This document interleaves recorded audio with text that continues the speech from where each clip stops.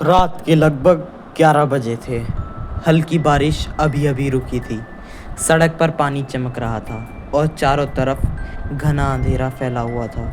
वह देखने में एकदम डरावना माहौल था, जैसे आज किसी अनहोनी का घटना होने वाली हो। एक राहुल नाम का लड़का बाइक चलाते हुए रोड से जा रहा था। वह मन ही मन सोच रहा था, हाय कितनी भूख लग रही है। घर पहुंचते पहुंचते तो जाने कितनी जान ही निकल जाएगी। इतनी भूख तो आज तक कभी नहीं लगी यार, कुछ खाने को मिल जाए। राहुल इतना सोच ही रहा था कि वह सामने देखता है कि कोई पीली टिमटिमाती हुई रोशनी उसे दिख रही थी। और जब उसने उसको ध्यान से देखा, सड़क किनारे एक नूडल का ठेला लगा हुआ था।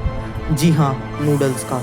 पर इतनी रात को वहाँ नूडल का ठेला क्या कर रहा था? राहुल ने मन में सोचा, अरे वाह, किस्मत अच्छी है, इतनी रात में नूडल मिल गए, मज़ा आ जाएगा अब तो।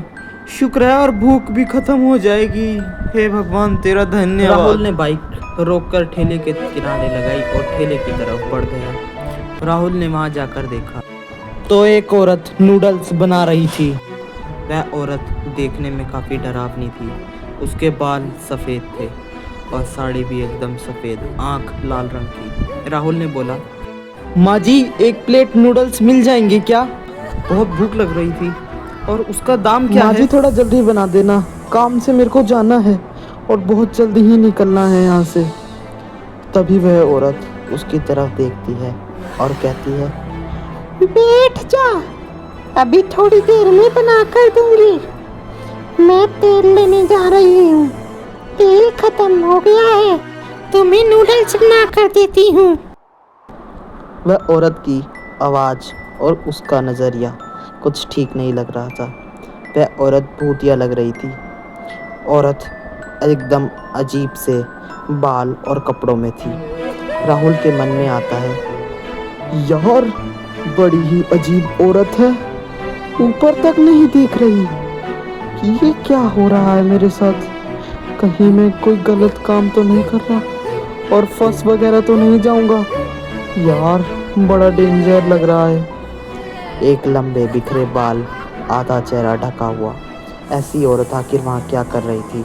ये जानने के लिए वीडियो के एंड तक बने रहिए और हमारे चैनल को लाइक, सब्सक्राइब और शेयर जरूर कीजिए। और ऐसी मोर इंटरेस्टिंग वीडियो जाकर हमारे चैनल पर जरूर देखिए। राहुल के मन में सवाल टिक नहीं पाते, इतने में वह बोल ही देता है, इतनी रात में अकेली दुकान चलाती हूँ माँ जी, कोई और साथ में नहीं है क्या?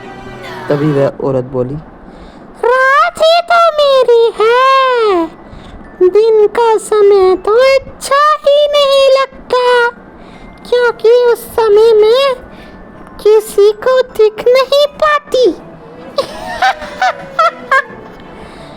राहुल ये सब सुनकर डर जाता है। वह उसे अजीब नहीं लग रहा होता। वह बोलता है, क्या मतलब है आपका?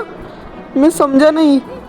रात का समय, दिन का समय, रात में दिखती हो, दिन में नहीं दिखती, मतलब? तभी बूढ़ी औरत उससे बोलती है, कुछ नहीं बेटा, समझने वाला समझ जाता है और नहीं समझने वाले को तो चाहे किताब पढ़ा दो।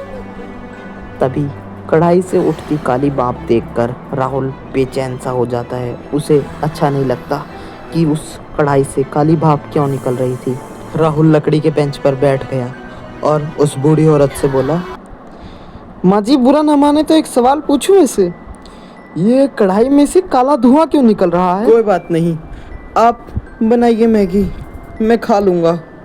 राहुल इतना सब देखता है तो उसे अब थोड़ा शक होने लग जाता है कि वह औरत कुछ सही नहीं है।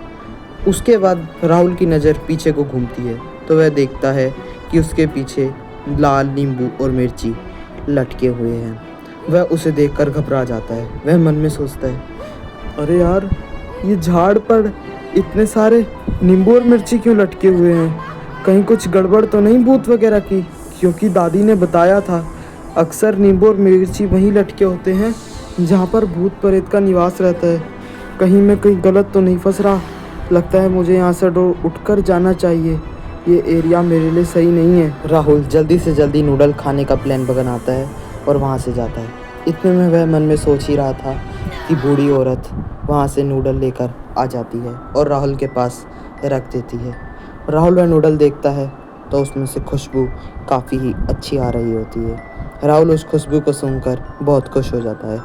वह सोचता है कम से कम रात में कुछ अच्छा खाने को तो मिला, भगवान तेरा धन्यवाद।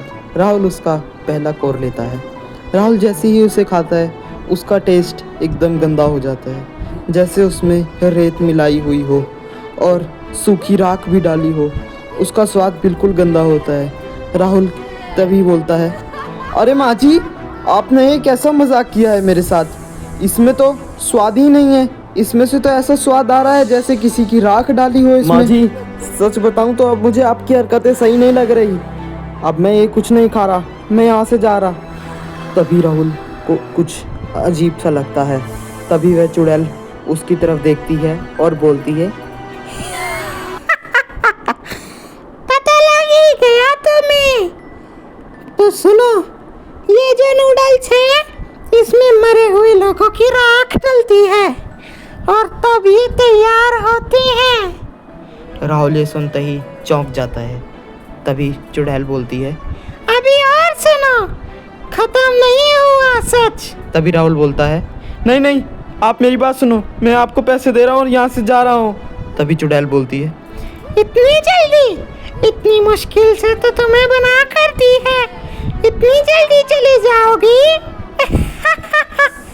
तभी राहुल बोलता है, हाँ, ये कैसी बातें कर रही हो आप? इतने में ही राहुल को ठेले के पीछे से कुछ आवाज़ें सुनाई देती है। राहुल डर जाता है। राहुल जब देखता है तो ठेले के पीछे एक बावर्ची बैठा हुआ होता है। चुड़ैल बोलती है, शांत, इसके बारे में कुछ मत कहना। चुड़ैल उसको देखते हुए घूरने लग जाती है। राहुल एकदम डर जाता है। राहुल वहाँ से भागने की प्लानिंग बनाता है। इतने में चुड़ैल बोलती है, अब तो तुमने मेरी मैगी खा ली है, अब यहाँ से बचकर जाना मुश्किल है। तभी गाइस उस ठेले पर अंधेरा आ जाता है और दोबारा से वहाँ पर वही लालटेन दिखता है और राहुल वहाँ पर सिर्फ एक पुरानी याद बनकर रह जाता है। तो गाइस ऐसा क्या कर रही थी उनके साथ चुड़ैल, ये जानने के लिए वीडियो का पार्ट 2 देखिए। Do like, share and subscribe our channel for more interesting videos.